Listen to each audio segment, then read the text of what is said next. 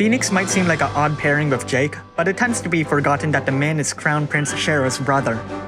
There's this whole Rising from the Ashes theme from the Zodad story, but I suppose that's a story for another time.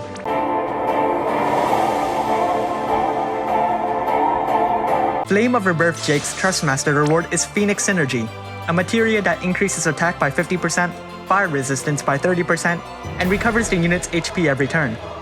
It's really good if you want to make a self-sufficient tank, though it's debatable if it's good for regular attackers since there are many better materia available. His Super Trustmaster reward, Fire-type Energy Bayonet, is a two-handed gun that gives the unit a guaranteed guts buff. Pretty good, though I'm not sure why it's not a fire weapon. Let's talk about his active abilities. First we have Last Shot, which is an incredibly weak OBJECTION! Let's hold that off until we cover the rest of his abilities. The next ability, Alpha Cannon, is also rather weak. But while it can get stronger like Last Shot, it can't actually be multicasted like every other ability he has. So it's not going to be used that often. Let's get this out of the way first. Every other active ability that I will talk about increases the damage modifiers of Last Shot and Alpha Shot. Power Load is Jake's startup ability if he can't use his better cooldown version of an attack boost. Reload, Flaming Bird gives him a re-raise that only lasts for one turn and fills the upgraded Limit Burst gauge by 1/4. He has 3 imbues, Fire, Wind, and Light. They don't deal any damage, but they'll increase his Limit Burst gauge like Power Load and increase the power of Last Shot and Alpha Cannon.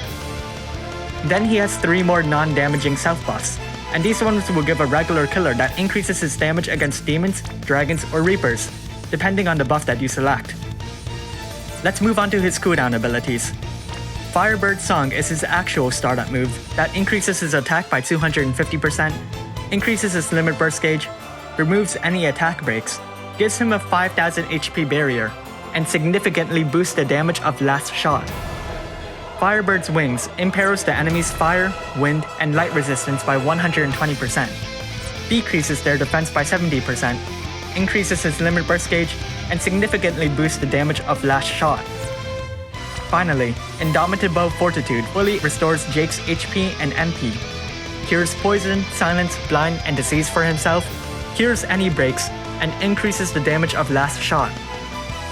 On a side note, Jake can select up to 5 of his abilities to use in a single turn, though Alpha Cannon is, again, exempt. Before I go back to his active abilities, let's talk about his passives.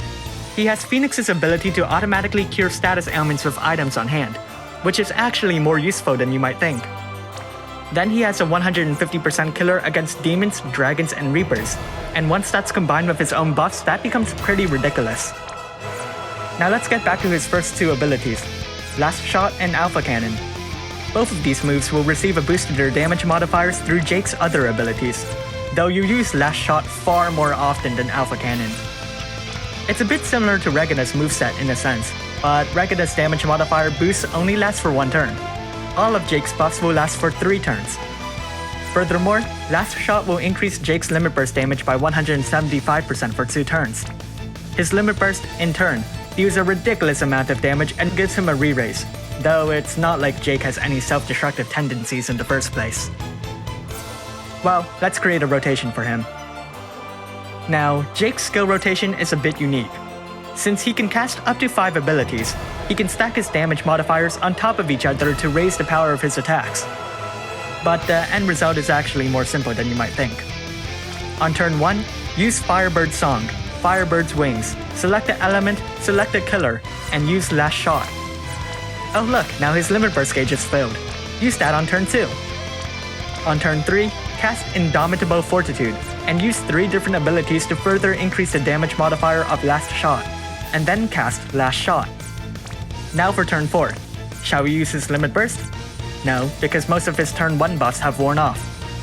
It's time to recast Firebird Song, Firebird's Wings, select the element, select a killer buff, and use Last Shot.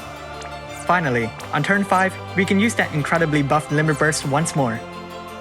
Once turn 6 begins, you should repeat steps 3 to 5. Jake, as a finisher, has an incredible amount of potential to completely destroy the enemy, much like Regina showed when she was first introduced.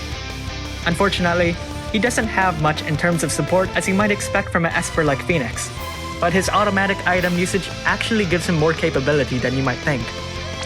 There's no reason to pair 2 copies of him, as using him at the end of a large chain will be many times better than pairing him with a duplicate and managing a paltry amount of chains. He has an incredible amount of use for dark visions, and his killer buffs are incredible when facing the right enemy. Thanks for watching, and if you like this video, then leave a like and subscribe. Comment below if you try to get Jake, or if you'd like to try to get a different unit.